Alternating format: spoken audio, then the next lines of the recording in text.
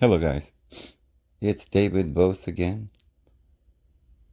It's another kind of cloudy, cool day in Alabama. It's not bad, but I missed the sunshine already. And I hope you're having a wonderful day where you are. Most of you probably got snow by now, or maybe some of you do. I hope you're enjoying that. Yesterday, I didn't do a video. And today, I'm going to do one from the heart, which I kind of do that every day. I mean, most of these videos I do are just me talking, and usually because I'm usually that happens, I don't have to like force it because I spend most of my time reviewing thoughts in my head, and I do a little speculation in my mind on one side, and I have a few questions for the Lord on the other, and then I do some more prayerful thinking, and thoughts begin to come together, and I have some realizations, and then I'm like, whoa, did you miss that? Did you see that? Now here's what I mean. When we were talking about the Tartarians, I don't think we're done talking about the Tartarians, but one of the videos or two that we did, we showed that there was this big Ferris wheel, and I mentioned it again in another video. It was a big Ferris wheel in Chalaga. And here comes the train. You know what? I'm just going to keep right on talking. You guys can hear the train with me because I'm tired of going through 40 takes. Because these trains that come by every 5 minutes, they didn't used to come by that many times during the day when I first got here. So something's probably going on. You know, they're having this, Congress has passed this bill to try and stop the strike that's supposed to happen. Bunch of things going on in the news we could talk about. Carrie Lake, her lawsuit. And I have some thoughts about that, which we might actually talk about here. But in that video, there was this Ferris wheel in Chicago. And I thought to myself, how out of place. How out of place. Here's this Athenian city with what looks to be like the Vatican / Washington, D.C. / Constantinople or Istanbul or something. Some ancient city. And then we got to add a little bit of a obelisk here and there, make it look Egyptian. Kind of some pillars to make it look Athenian. And a few more kind of square buildings, kind of like the Lincoln Monument or whatever, the little pillars. They're kind of like a square, like the White House, which is kind of like more Roman. Oh, and then the heater just clicked on. Well, we'll just keep talking over that too. But I'm not going to let anything distract me because I want to talk from the heart. I want to just sit here and think from the heart and not be bothered by little things going on like trains and heaters popping on and off, dogs barking in the background. So, but I felt like, okay, there's a bunch of clues here. We're missing all the clues, right? We're trying to understand if there's missing history. I don't see that. But, you know, the mind immediately thinks, well, there's got to be, right? There's got to be a big hoax. Everything's a hoax, right? Everything. We didn't go to the moon. There's no radiation. Maybe there are no stars. Maybe the sun doesn't exist. You know, I don't know. We don't know. We don't really know anything, do we? Other than we think we know a bunch of stuff. We have some evidence. I want to show you that there is evidence. But there's also little clues that I don't think we're paying attention to. I wonder about the human mind, the brain. Well, no, not the brain, the human mind.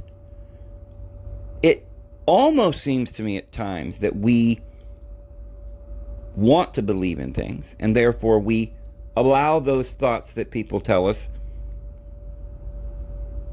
to just be factual. We just believe it. I mean, it's like we want to. We don't have time. Maybe we're just too tired to go do the digging. And maybe we're thinking, well, look, life is short. I ain't got time. And when you're young, you don't want to study all the time. You want to go out and play, do your thing. You go to work because you have to get money. But even at work, you're singing a song. You're thinking about what you're going to do after work. So we do what we have to do in life to get along. You know, we don't like going to court, but if they make us go, we go to court and we go, yes, sir, your honor, yes, sir. We don't like any of that, but we do it. Right? I mean, there's so many things we don't like. We don't like stopping at a stop sign when nobody's around, but we do. Why? Well, we want to be a good citizen. So, nobody around. Well, it could be lights now. There could be cameras. So, got to stop anyway, right? But there's just a lot of stuff that we conform willingly to. Like the fact that we spent the good measure of our lives, I don't know, depending how old you are, right? 20, 30, 40, 50 years, 60 years of our life, just watching these Bavarian yahoos all file up on the stage on Grammy night, right? The Golden Globes, yeah.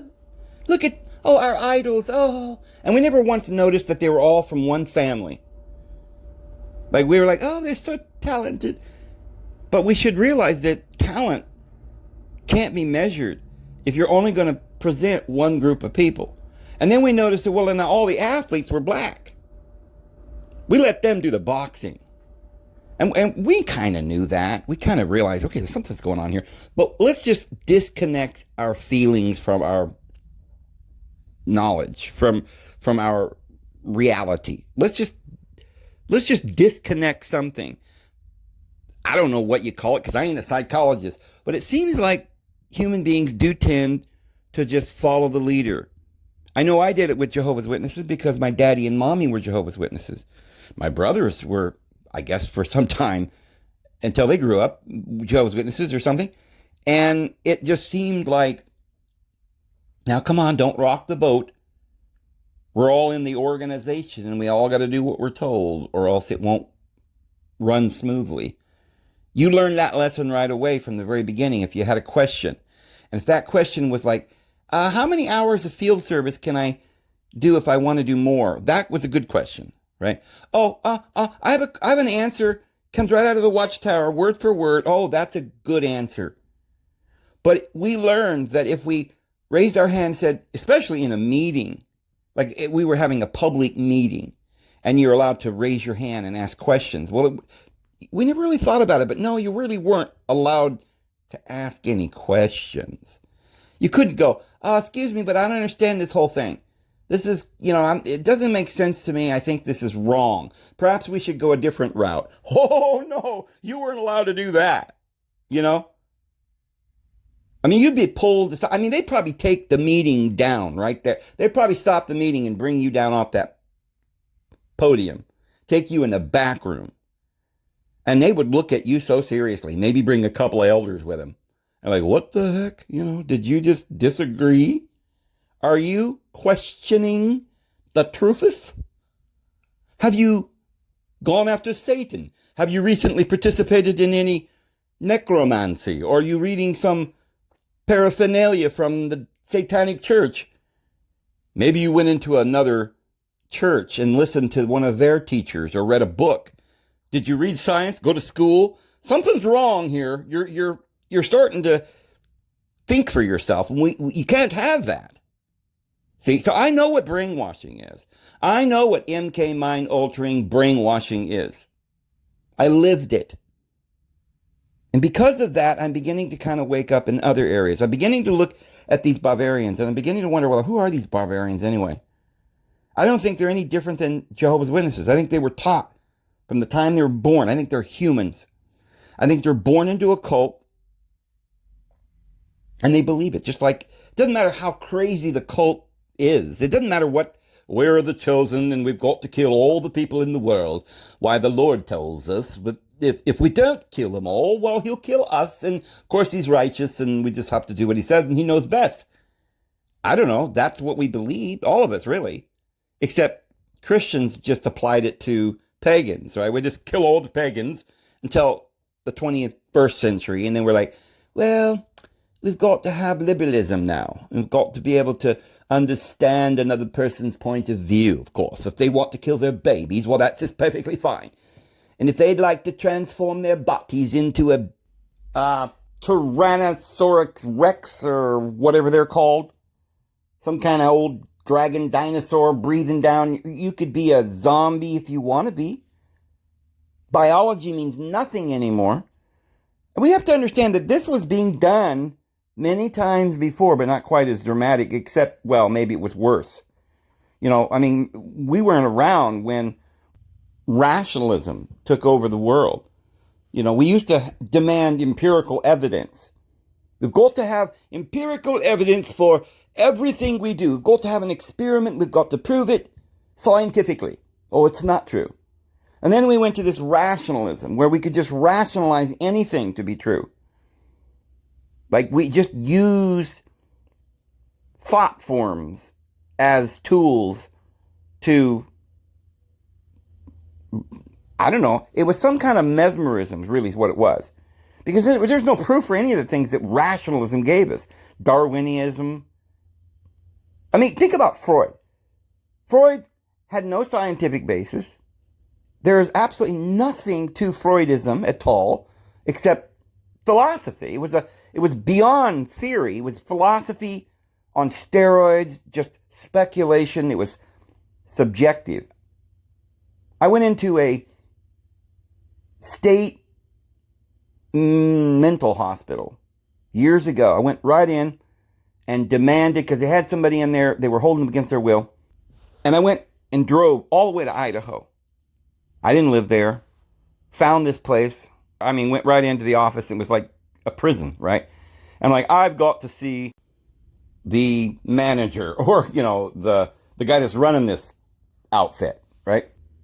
And they're like, oh, well, you'd have to have an appointment, or what's your reason? You know, they're not going to talk to you just because you say so. Who are you? And I'm like, well, I'm going to see this person, or I'm going down to file a lawsuit.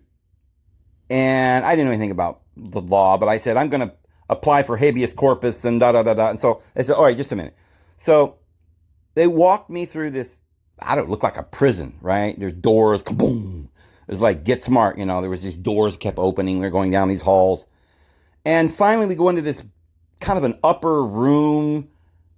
It almost looked like an eerie, dark, gothic, like, situation room where the evil, wicked king sat in his throne on the top of a castle, looking out the windows, looking at all the creation that he ran, you know, and ruled by an iron thumb. And there was like about 12 guys in there. I don't remember how many. I didn't count them. And they were all like, they just kind of all surrounded me. A little white. I guess they were doctors, and I don't know who they were. You know, it's supposed to be doctors. And they're like, all right, what do you want? And I'm like, listen, why do you have this person in here? Well, you know, they're sick. We've got to put them on medications, and they might be in here for a long time, you know. I'm like, well, what proof do you have that anyone is actually sick or needs medications? And can you show me what these medications are? And they're like, well, no, we can't really explain that to you because it's above your, you know, pay grade, and you wouldn't understand. And I said, so what you're telling me is this is all a big subjective operation that only you guys understand, but we, the public, have no clue what's going on, but you can just come in and take people and strap them down on a gurney, put them in a straitjacket, and do whatever you want with them. And this is all subjective. You've got no real proof. And these doctors are very old guys, you know, with kind of weird gray hair and white robes. They all kind of looked at each other. And they're like, huh, we got a live one here. He actually knows what's going on. And they're like, they just kind of shook their head and they looked kind of ashamed. They had nothing to say. They knew that I was right. There was no empirical evidence that what they were doing was even the least bit correct. But most people just say, well, They took our child to the hospital. He's sick now. Well, what happened? Well, he was depressed, Something happened at school one day, and all of a sudden he just didn't want to live anymore. So we took him away to the place, and they decided that he's got to live on drugs the rest of his life. He's crazy. We put him in a straitjacket. He wants to see mommy, but we said, no, honey, we can't see you anymore. Goodbye. Government says we can't communicate with our child anymore. He's crazy.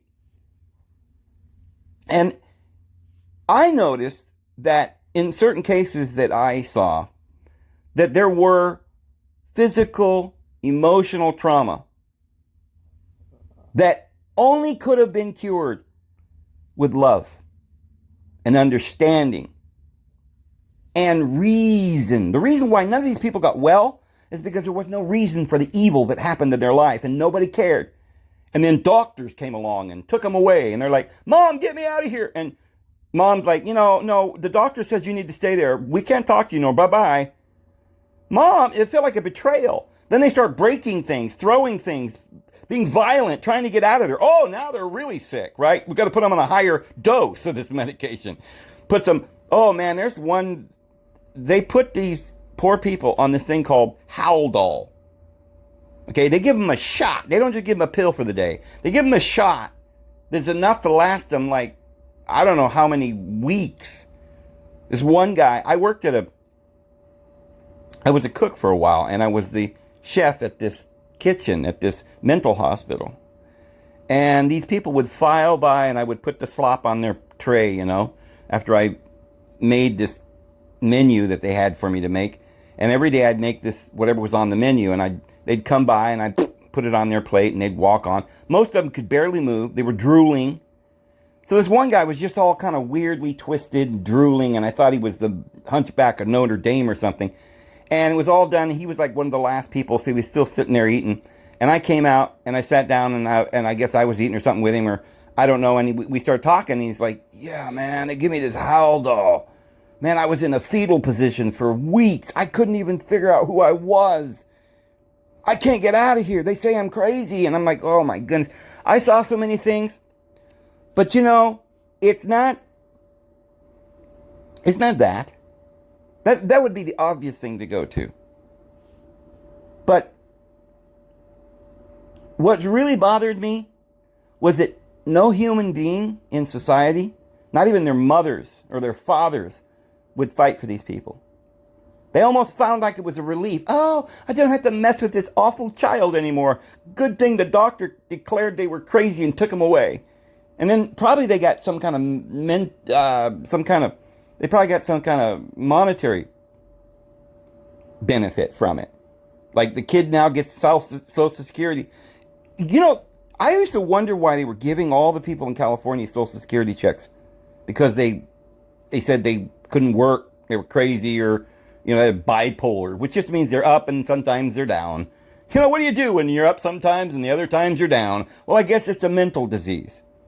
Oh, Dave, you just don't understand. It's very, very bad. It's a disease. No, I do understand that mental disease is very, very bad and debilitating. But mental disease is not handled with drugs or operations. Mental means your mind. And when you're in trauma that you can't understand and there are no answers, then you stay traumatized. The reason the world has all these people that are sick and angry is because they're really, truly angry about something. Something's not right in this world. And sometimes people crack. And they're like, I'm done with this world. I can't take it anymore. And they go to the hospital. But all of us, we're wandering around out here. We're trying to, keep on going and act like we're not affected by this. Oh, we're pretending everything is all right. We're the sane ones. Well, in the back of our minds, we know nothing is right. We also know something's wrong, but we're not going to start going around telling everybody that something's wrong because we might get put in a Looney Tune. See, if you ever admit that the world is screwed and there's something wrong and there's mind control and there's no freedom, we don't have any rights, and something deeper is going on that we can't quite put our finger on. If you don't admit that, you get a good job and you just smile and you walk around and everybody that is willing to just pat each other on the back and pretend that everything's okay. And the emperor has these beautiful clothes. He's got all the authority, of course. He's the emperor. And we just accept that.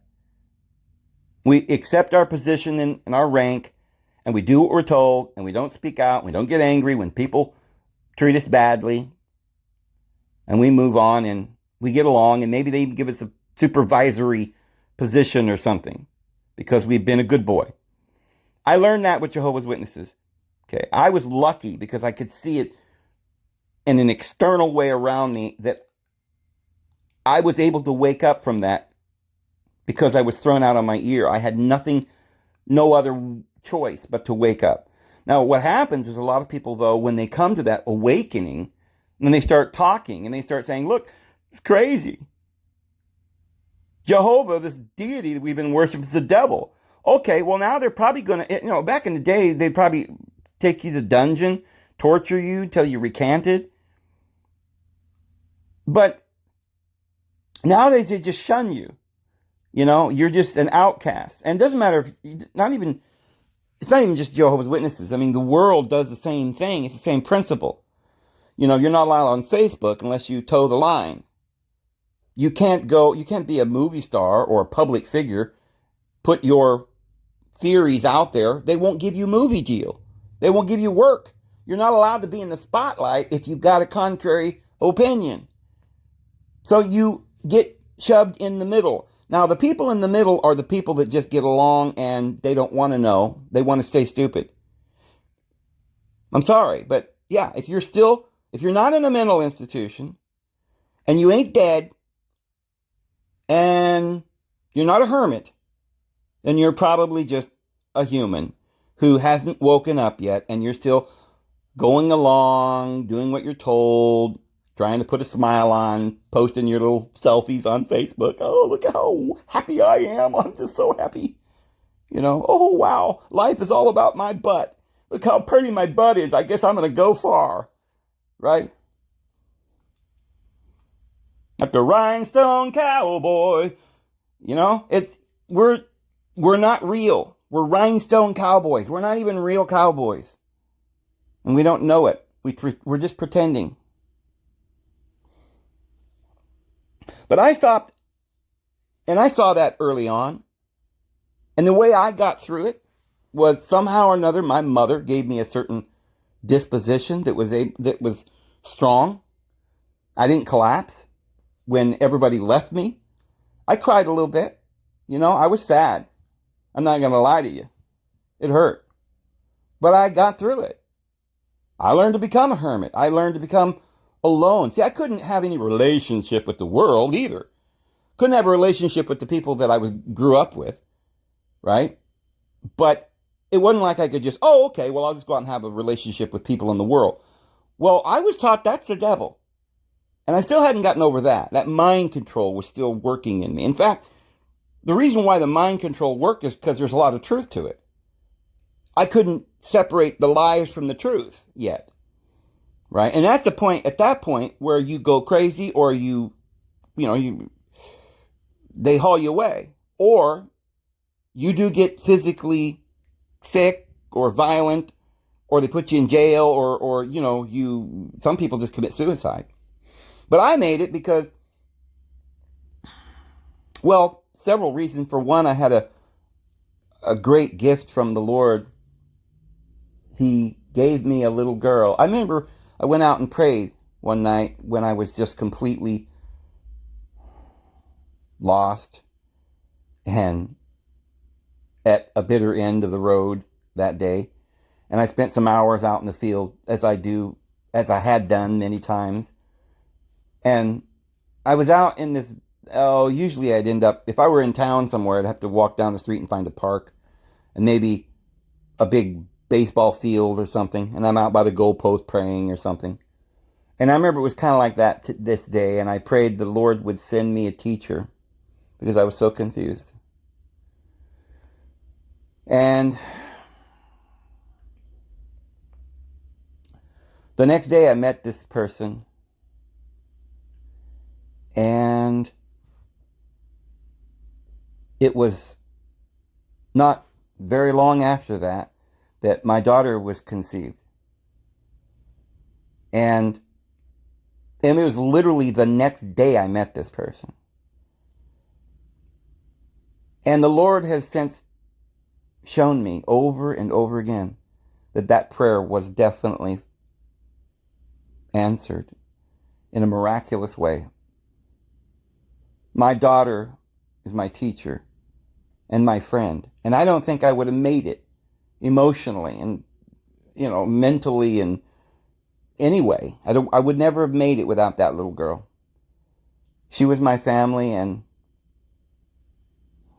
like I said, other than my mother, she's the only other person that's ever really been there and loved me. And I feel like the Lord said, look, you're not going to make it without somebody in this world. And he brought my daughter into the world. And the Lord will do that. But back to what we were saying. My mother, though, had something special. She wouldn't put up with crap, for one. She wouldn't put up with crap. And that was a very important thing. When I was young, I didn't really even realize, because sometimes I almost wish she would be more like Dad, who was just get along, whatever, never point anything out. If you went to the grocery market and they overcharged you $50, you didn't say anything. You just, well, now don't say anything. You're causing commotion there. If somebody lied to you on the other end of the line over in AT&T, you just said, oh, well, whatever. I don't want to have an argument here. Go ahead and charge me an extra $100. No, my mother would no, that's not right. And she did that with Jehovah's Witnesses too. She went right to the elder and said, no, I'm sorry, but I don't worship you. I worship the Lord. And I don't do what you say. I do what the Lord says. I'm sorry. And they're like, what do we do now? She's kind of right. Like, what do we, So they had never met somebody like my mother. And I learned the most important thing from her, and that is that in order to be sane, in order to be real, you cannot forsake your own heart, your own feelings. You can't repress the trauma. You have to talk about it. You have to deal with it. You have to fix it. You gotta, some of these things that are huge, we can't understand, so complex and so crazy, and it's tempting to just forget it and say, well, let's just trust the world, or we'll trust our church, or don't talk about it. You're just starting trouble. Just go along. But, and it seems reasonable too, because when you see people that do try to say, hey, something's not right here, and they end up getting thrown out, right? They get to be hermits, or they get to go crazy, or they tell them, yeah, you don't want to be like that person that they call crazy and nobody talks to. So you tend to want to just get in line and follow orders. But my mother showed me that that's a road to true disaster. Because not only will you be following lies, and some people go to the point where they're going to literally make you do bad things. It's not like, well, it doesn't really matter. We can go that road, or we can go that road. No. You go the road they want you to go down. Your conscience starts to bother you because you're hurting people. You're giving them something that could harm them because you're a nurse. But you don't want to lose your job. You're working for some church, and you're told to have a charity where you're not allowed to really give charity to anybody. You hoard the money, and you realize that there are people that need this and they're not getting helped. Or, it could be 1,000. You're working for the media, and you realize that you're just reading a script and it's all lies, but you keep doing it because you need the money. That wasn't my mother. My mother would speak out. Yeah, she would get fired. Yeah, nobody appreciated it because she ruined their business, or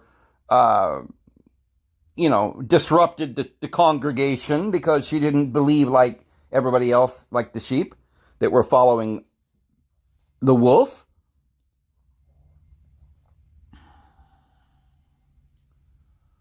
But And it caused trouble. I'm not going to say it wasn't easier to go that better route, the easier route. That's easier, and it's more financially rewarding to go the route where everybody else is going, because they'll give you a place to live and they'll put a roof over your head. And if you're a really good slave, they'll make you a supervisor of the other slaves. And all of that, I get that. There's going to be more trouble down the road if you speak up. But I learned from my mother that life they give you for lying and hurting your fellow man, it's not worth it. And it wouldn't matter if they gave me the whole world. I wouldn't take it. And I think most of us would be that way, except that we're mesmerized. I don't even think a lot of people even know what's going on. So that's what I wanted to talk about, because it's deeper than any of what we've just been saying. I think what I've said so far, a lot of people will maybe be able to relate to. But I want you to understand that I'm beginning to see there are clues that the underpinnings of our civilization may not be what we think it is. And of course, doubts pop into your mind when you start thinking about this. Well, maybe there's no Jesus then, or maybe there's no history, or maybe there's no religion, or the Bible's full of crap and there's no real, well, is the Great Pyramid real? Yeah, it's really there. You can go down there and take pictures of it. Well, was it made thousands of years ago? Yeah. Does it have some sort of information encoded in these hieroglyphs? Yeah, there's something there. Is it important? Well, that's what they tell us. But nobody really knows, so let's just forget about that. What's more important is that we just forget about that. We need food on the table. Go to work. Be a slave. Let your kids go to school and then to college and university so they can learn all these lies. Just so they can get along, so they can make some money. Maybe they'll get a supervisor position.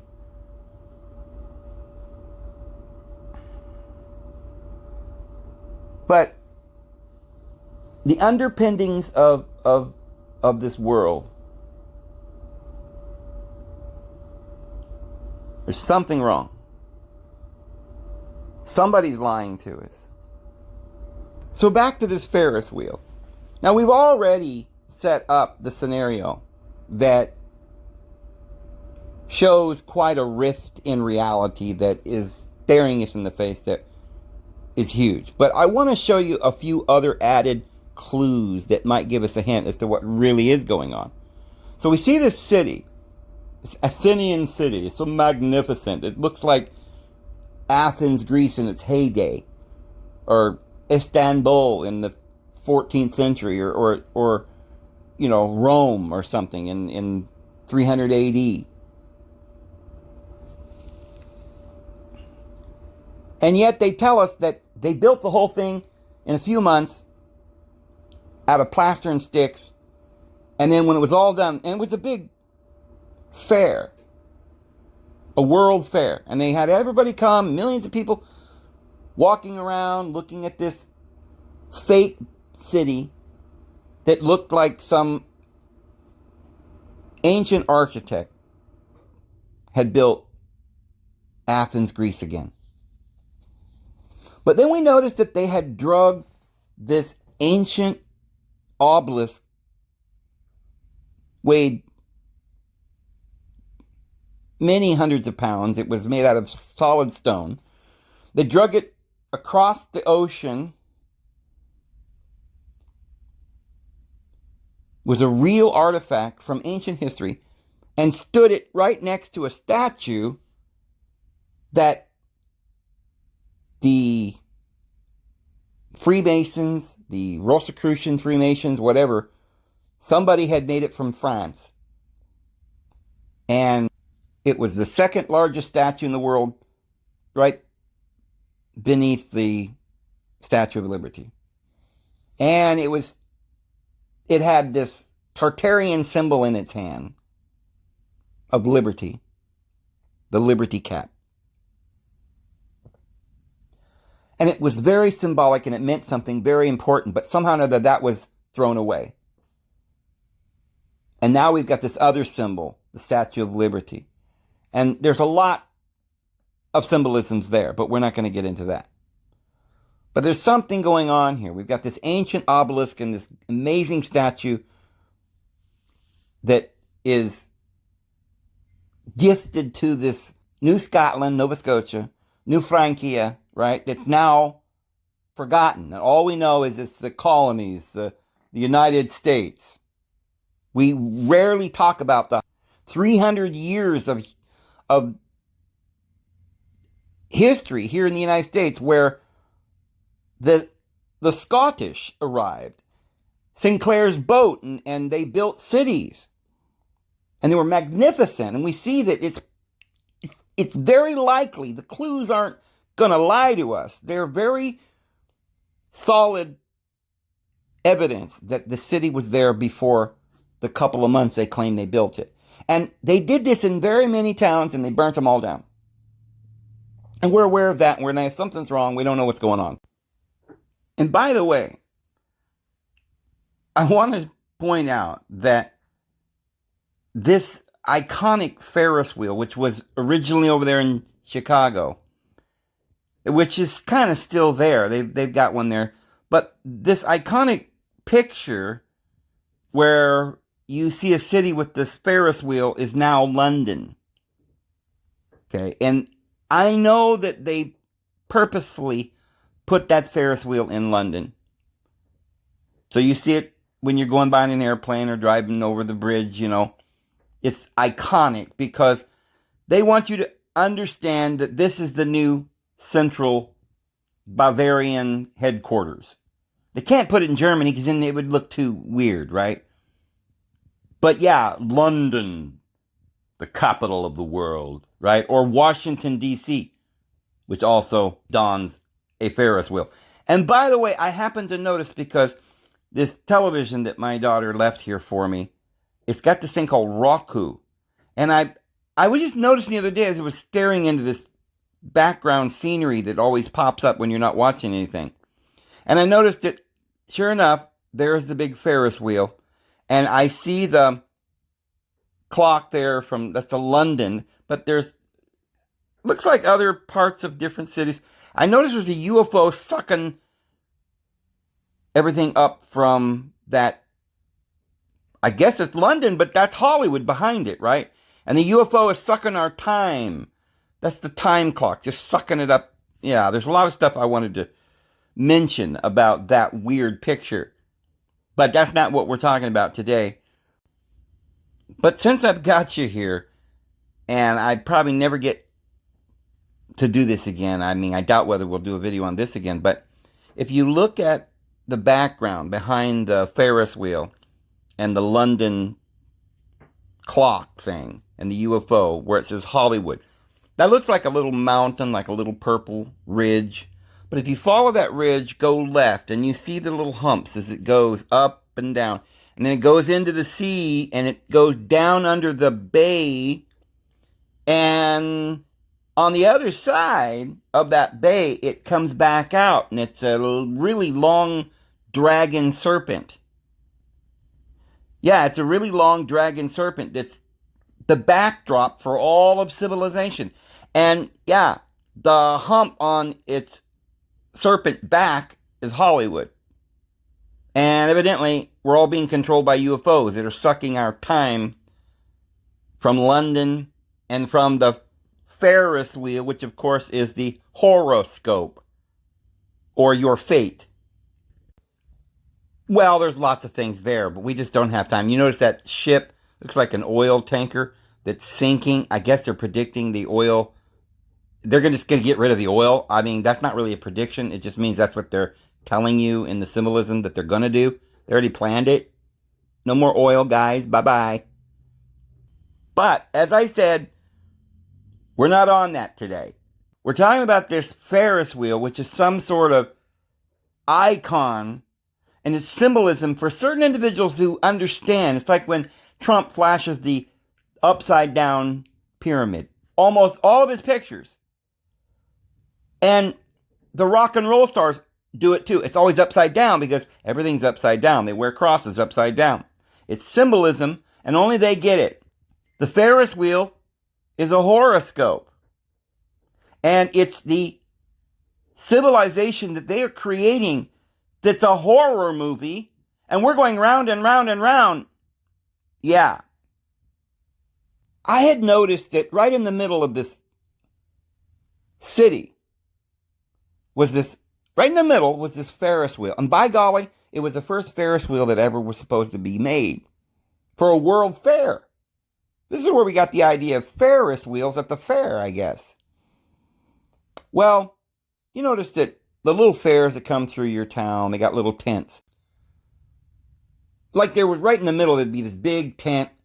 And even though it was just a tent, it would be kind of like swooped in the up towards the center. In the middle would be like a pinnacle. And it was huge. And then around it, they'd have all these crazy, weird things to see. It was attractions. The bearded lady, the fortune teller, the two-headed dog or something.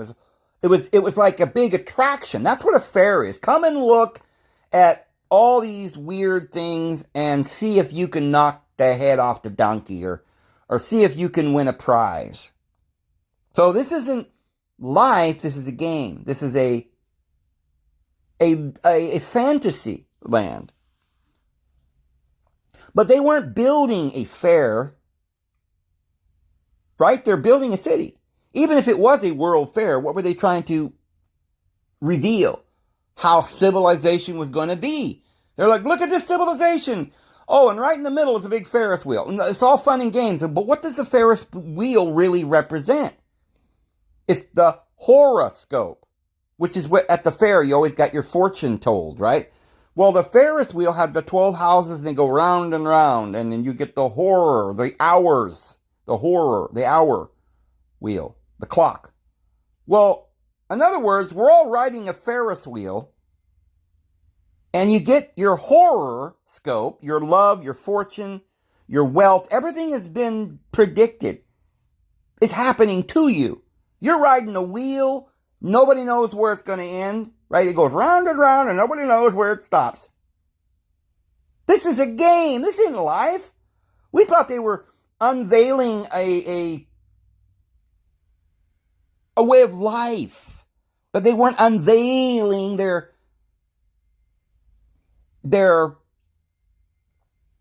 intentions for our life. This is what we're going to do to have advancement. This is, look, pull off the curtain. Show the folks what we've got. Oh, it's a bearded lady. Oh, that's not what we want.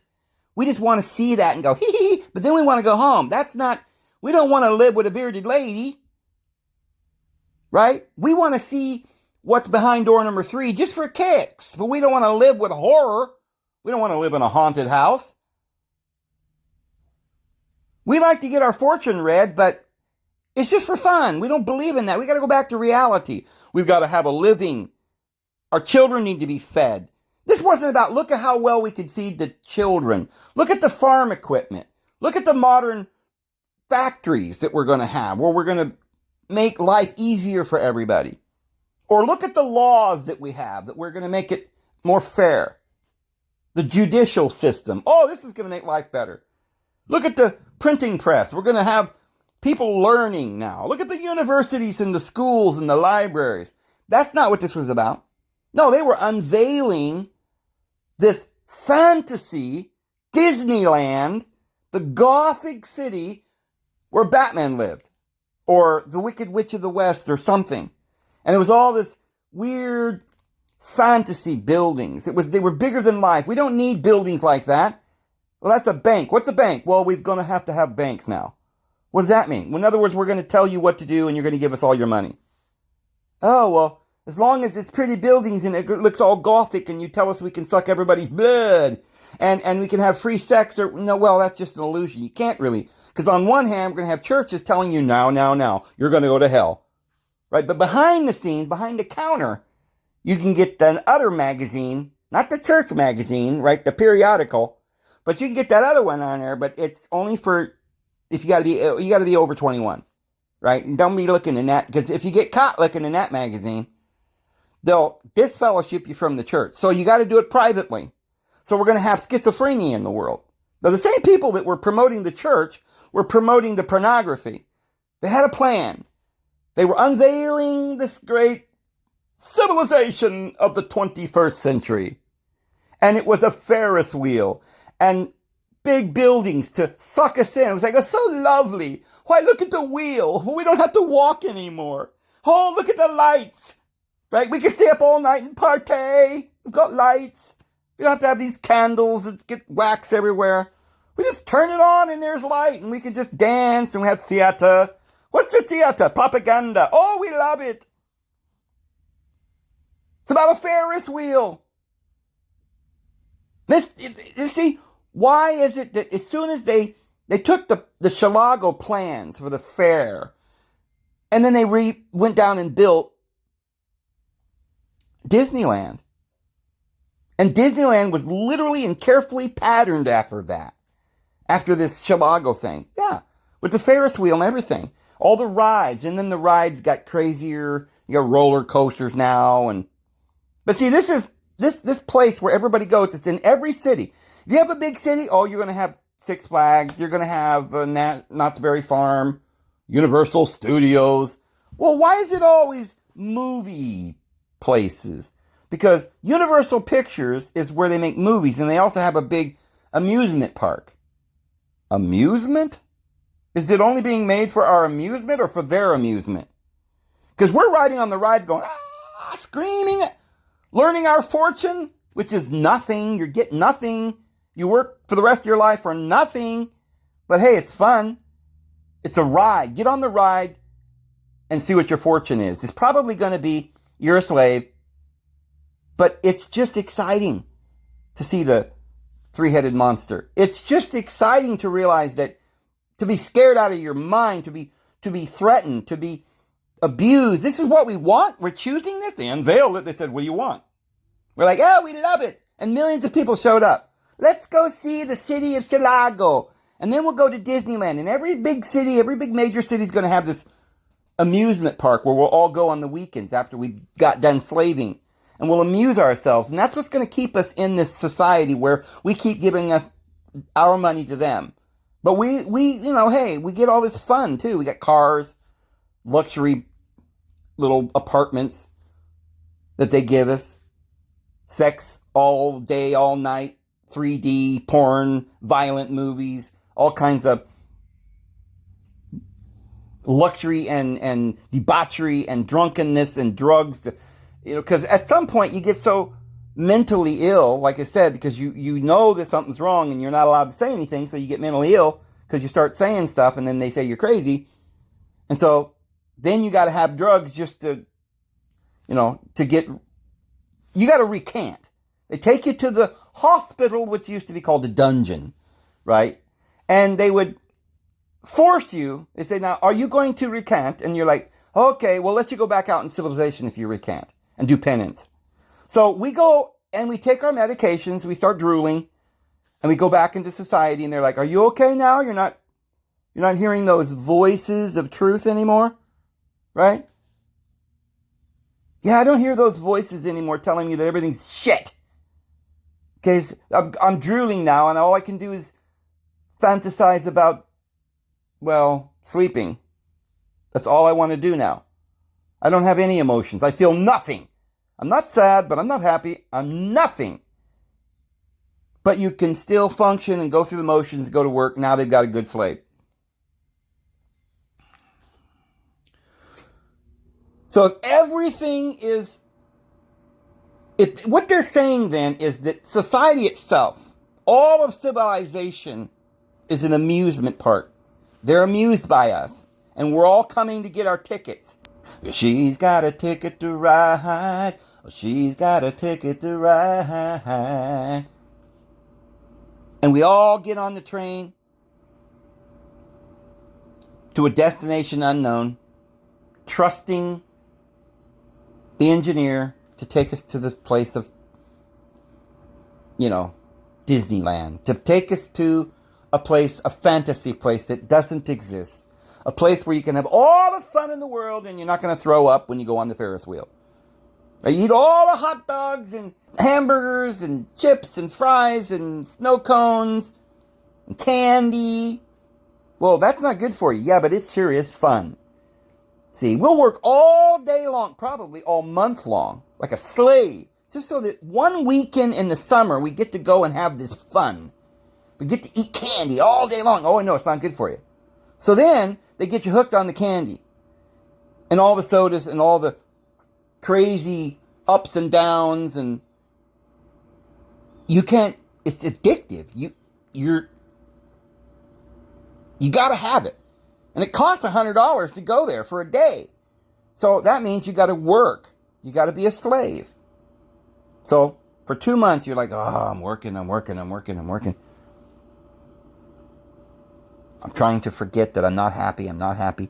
Because all I want is the pleasure at the end of this little string dangling in front of me, the little carrot, right? I'm following the carrot. Well, I'm not making any progress because the carrot is hooked to a stick that's hooked to a wheel that's going around and around. And I'm just going around and around. I'm not getting anywhere. And I'll never get the carrot. Because the carrot's always going to be in front of me. But you know what? As long as I think I'm going to get that carrot, I'll keep going. That's what they did when they made these world fairs.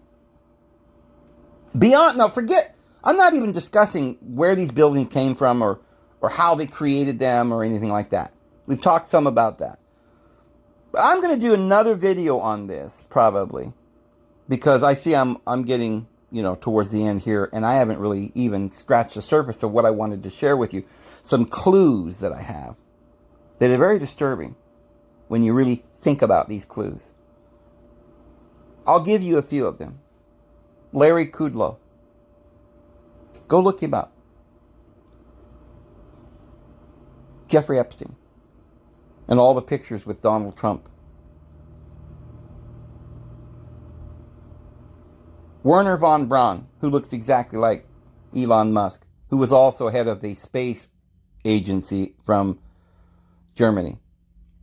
And they brought them all over here in Project Paperclip, but hey, we've said that so many times, that doesn't even mean anything to us anymore.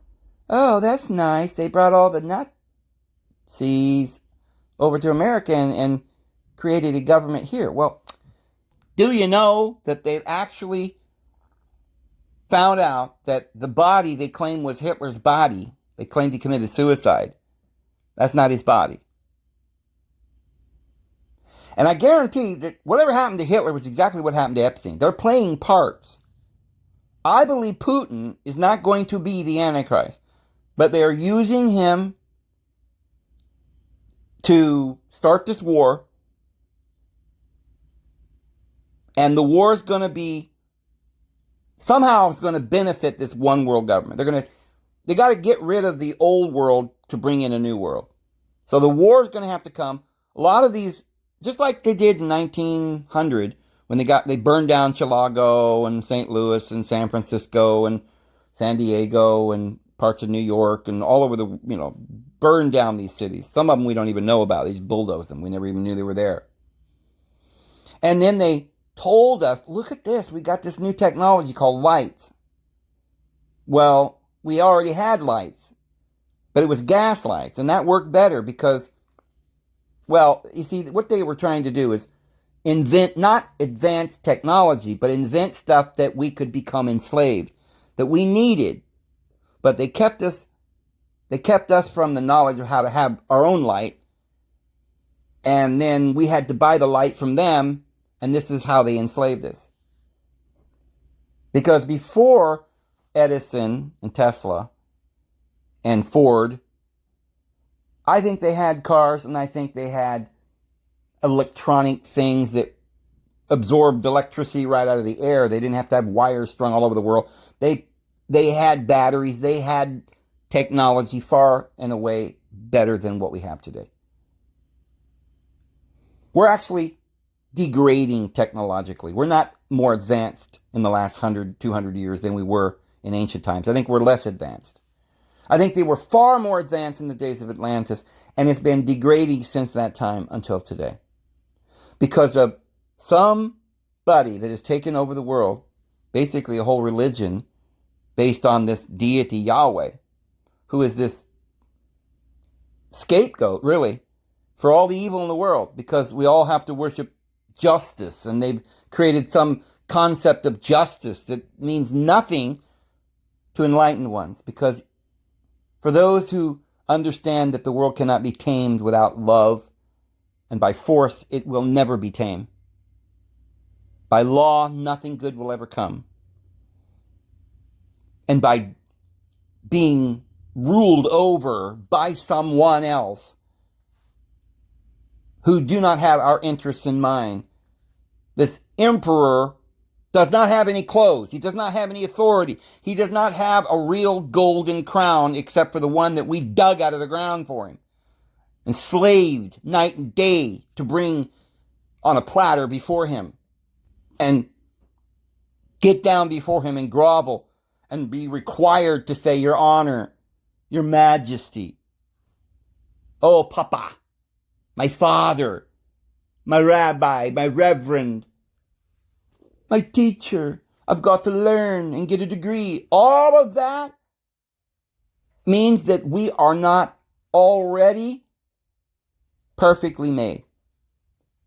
But now, somehow, being perfectly made by our Heavenly Father in the divine image of our Heavenly Mother and Father, now somehow we've got to go and become better and learn in some school that they come up with, something called rationalism that got started in Germany, where all of these individuals like Marx, Nietzsche, Freud, Darwin, and all the other clowns, Carl Jung, this evil, people talk about NASA and the CIA. They don't run the world. No, it's that Wilhelm Institute and these universities. They call them a college. That's what they have over there in Rome, or the College of Cardinals. It's where all the important people get together and agree with one another that they're going to continue to rape and pillage us. And that's called a college. See? But nowadays, they're like, well, what's this college you've got? I thought we weren't supposed to have people ruling over us, right? Oh, now you don't understand what the word college means. It means that all you little peasants could come and get degrees too. But they're not real degrees. They don't really teach you anything. That's why they give you a black robe of darkness and a white shirt underneath. They're cloaking. The white shirt underneath is what you already have. Your own true divine nature is pure as the white driven snow. But they then will ask you to be initiated into the initiation propaganda of darkness, the evil initiation of their world, their propaganda.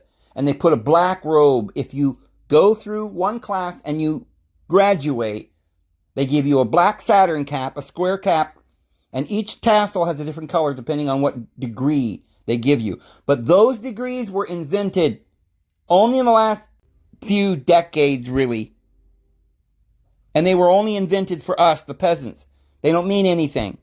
They don't give us the higher degrees, which is when you get your white robe. We never get any white robes. Maybe the Pope, maybe the Dulcier, and the psychiatrist. They have the truth. Right? Is that right? The scientists? Well, that's another big lie. They don't even care about the symbolism. Originally the black and the white had just something to do with knowledge and darkness and lies. But now they're just completely lying. And they go ahead and don this white robe and pretend that they really do have knowledge.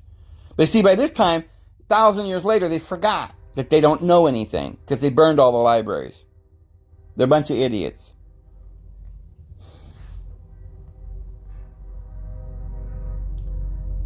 Yeah, Einstein was the director of the Wilhelm Institute. This is where we got all this rationalism that we're being fed. And it doesn't come from the truth. It's not inspired by truth. They didn't unveil Chicago and the World Fair to unveil higher standards or technology or advanced civilization. They unveiled it to say, look, we're putting it under a veil. We're hiding all of these illusions and the Ferris wheel and the three-headed monkey and all of these weird, crazy amusements that we're going to have by watching and experimenting on you people like lab rats. That's what's going on, friends. Anyway, I'm just going to probably leave it there. I'm not sure that this video was what I expected. You know, I usually just start talking. And I had in my mind to share with you a few more of these clues that I've noticed. But all I really got a chance to tell you was the one about the Ferris wheel. But anyway, we'll do some more, and we'll talk to you later. May the Lord bless you. We'll see you tomorrow.